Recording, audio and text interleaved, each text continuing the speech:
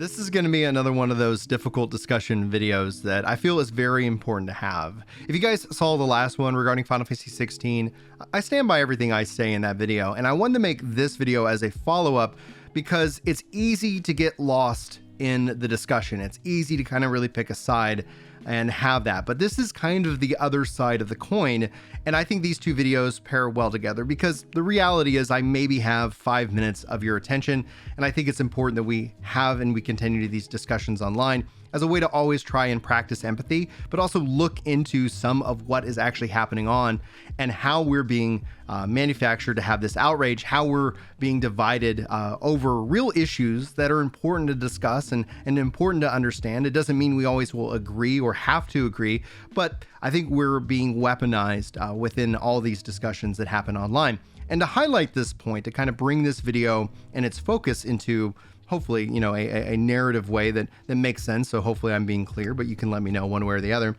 Back before Final Fantasy XV was released, a lot of frustration, a lot of voices were being touted that Final Fantasy XV was sexist because it featured an all-male cast. Where are the female characters? Does Square Enix care about female characters? Which, if you look at its history, doesn't align with what we've seen. In fact, actually probably one of my favorite modern or semi-modern Final Fantasy games is Final Fantasy X-2. When that game came out, I played the ever-living heck out of it. I still think of Final Fantasy X-2 very fondly, and it's always kind of interesting because everybody has their favorite Final Fantasy, everybody has their favorite moments and favorite characters from the series. Final Fantasy X-2, for some reason, just really resonated with me when I was playing it, one summer or one winter during college. And so for me, I really enjoyed that game, and I was never bothered by all male cast, all female cast. Like, I never really put a lot of thought into it, but a lot of people voiced their frustration, and now we're seeing that same thing directed in this case at race. Now, I talked about that in my previous video. I would highly encourage you guys to go check out that video itself. These are real issues, and when we talk about wokeness and its core, how it drives and how it helps to manufacture outrage, I believe that's to help keep us fighting one another and not actually communicating. And that's what we're going to talk about in today's video, because it's really going to lean into this concept called the circle of interest versus the circle of influence, where we get lost and where we spend our time, but where we really have power and can affect change and have real life impact on each other. So I'm going to talk to you guys about that today. I'm going to talk about how you can make actionable progress, how we can actively do things that can hopefully benefit us all here in this video. So if you guys want to hang out for that, great. But we're going to talk about this and what's going on and my views, especially as it relates to any kind of article and kind of leaning, because I think, especially as building off the last video, representation and these conversations are vastly important. At the same time, we should also be free to be able to create what we want. I don't think anybody wants like forced representation. I don't want to see a ginger inserted into any kind of medium just to kind of hit some kind of demographics. And personally speaking, when it comes to Hollywood and entertainment, it feels like we get a lot of that. It's like where something doesn't necessarily fit right, but they're just trying to hit, some kind of metric. Same kind of thing, dropping an F-bomb in a PG-13 rated movie just so that it gets that PG-13 rating because they know that PG-13 movies do better financially than anything else. Like, there is a algorithm and manufacturing going on, and that's where our IGN's article feels very manufactured. And we're going to talk about why we're starting to see more and more of that. And one of the reasons, if you guys haven't been paying attention, is like ESG is a term that you might see. You might see it brought up on conservative sites, liberal sites. Honestly, it doesn't matter. It's the environmental, social, governance score. And businesses are really being judged and having data analytics that are pushing this narrative, pushing this into kind of everyday feed. And that's why you also see some kind of burnout. Now, I think a lot of this, and this is maybe a little bit more conspiratorial, not to say like there's a direct link, but when you start to kind of follow over the last, 10, 15, 20 years, some of these different things, you had like the March on Wall Street, we are the 99%.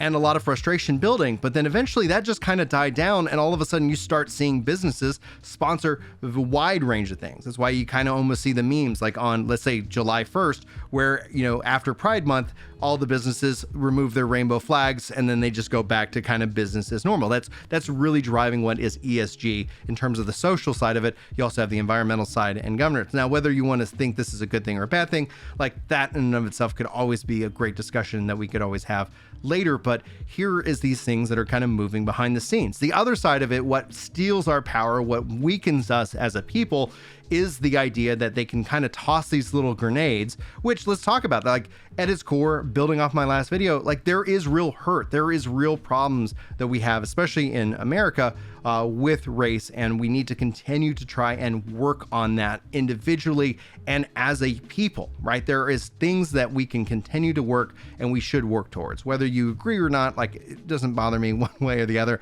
This is something that's always been very important for me. The question ends up being how, and we're not going to explore the how do we do that in this video.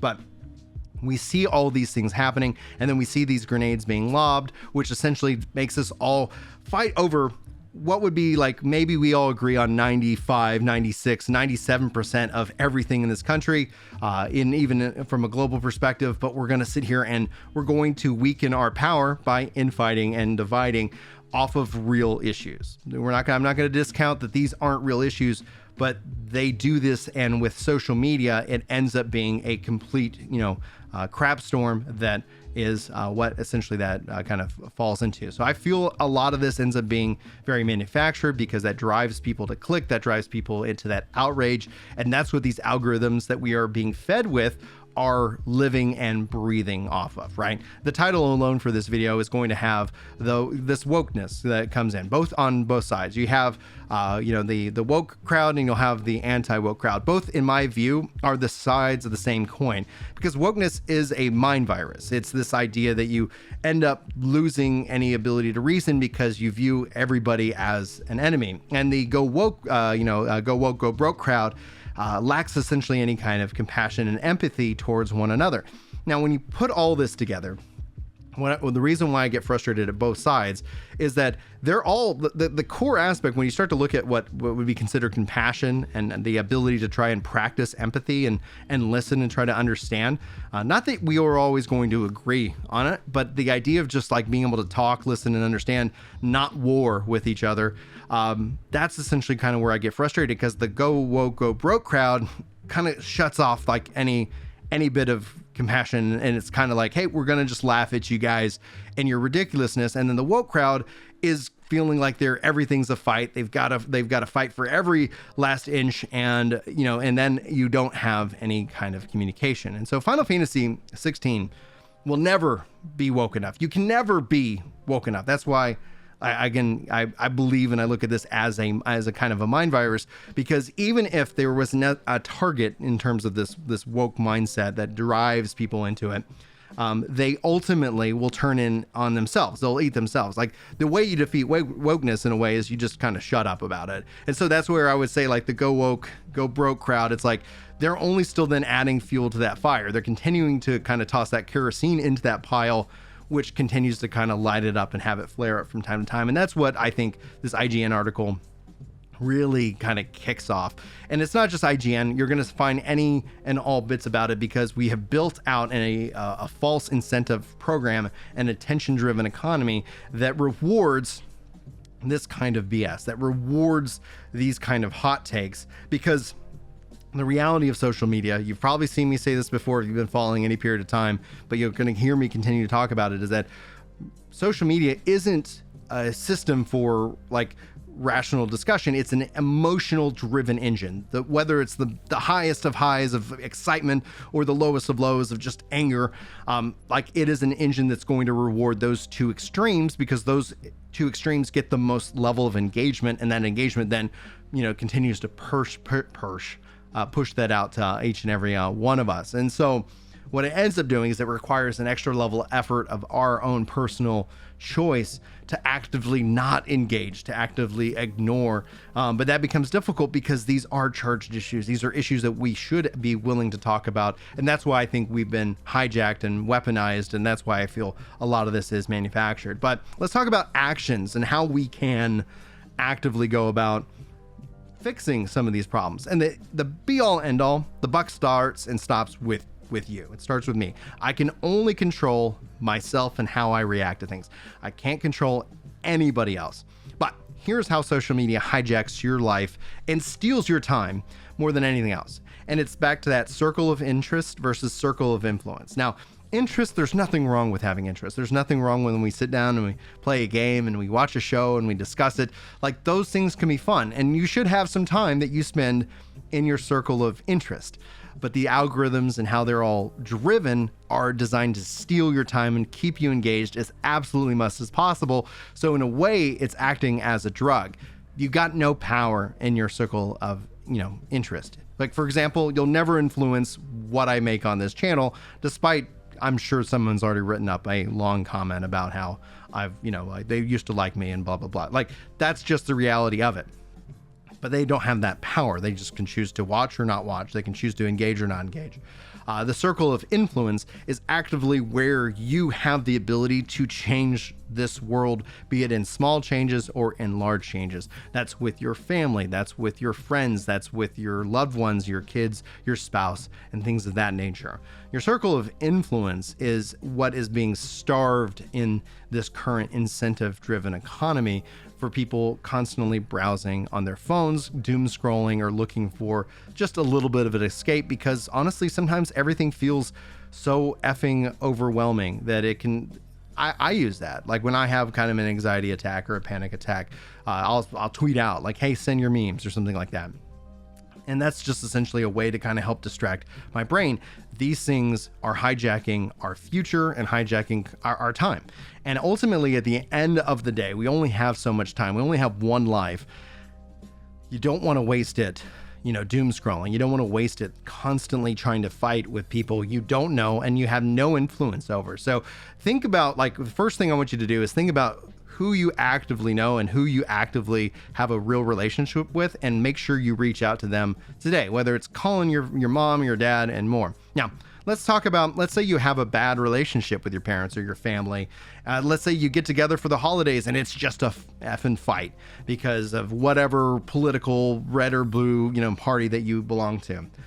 Stop fighting and start asking questions. Like, that is, people ask me what my approach is, especially in a disagreement. I don't sit here and try to change people's minds. I just sit down and ask questions about the points that they're making. If they are making good arguments, the questions that I ask only lead to better discussions. If they making weak arguments, the questions that I ask only have them end up realizing, like, well, maybe that really doesn't make that much sense. A lot of people feel like they got to be on the attack. I recommend be on the listening side of things. Observe, listen in, educate yourself, and ask questions so that you can better understand where they are coming from. And that ends up just making a lot of these, any kind of contentious situations, much, much better. The last thing I want to kind of talk about is I saw some comments like, oh, that's easy, but like we never get the same opportunities as, this other group or something like that. Like, it's easy to say, go and do it yourself.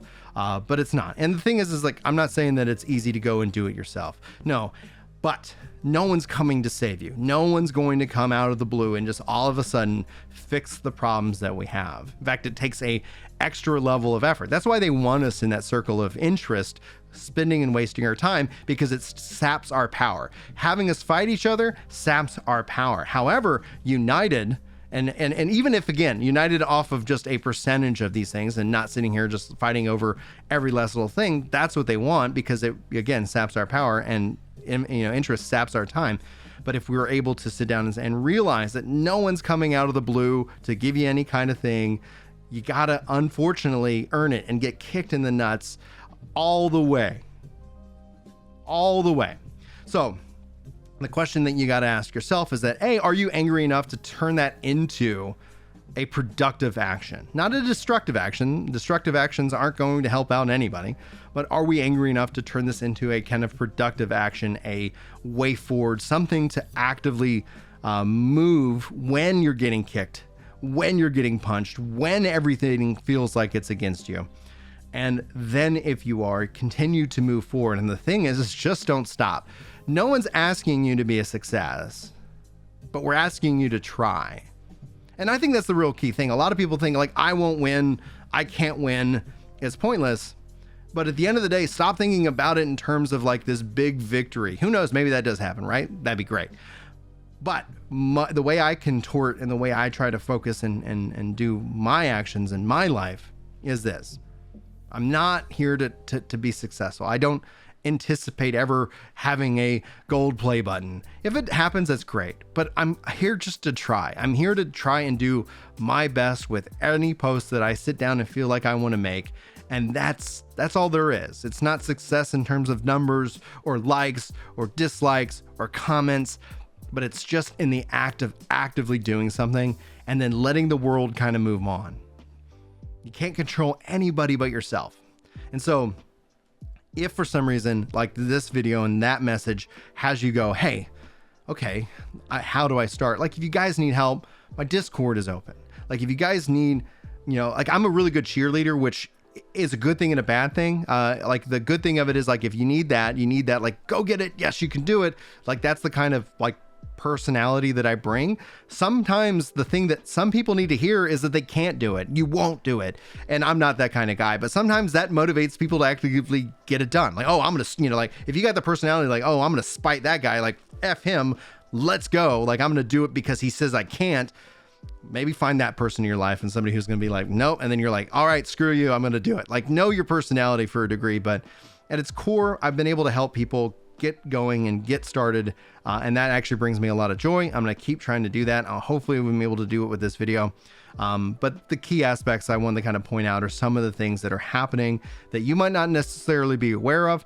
It's perfectly fine to have interests, but try to put more time in your influence bucket more than anything else, because that's where in 1 year, 5 years, 10 years, you're going to look back and you're going to actually see some of the value that you've brought, to this world, to this planet, to your community, to your home, to your family, to yourself. Anyway, guys, I love you very much. Thanks so much if you hung out all the way to the end of this video. If you did, sound off in the comments with great video, I love you too, or something of that nature. We'll try to pin one of those comments because I'm sure we're going to see the crowds coming in looking for a fight. They're actively ready.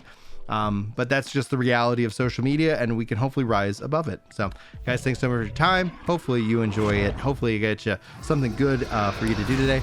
But outside of that, hopefully I'll see you in my next video. But until then, take care.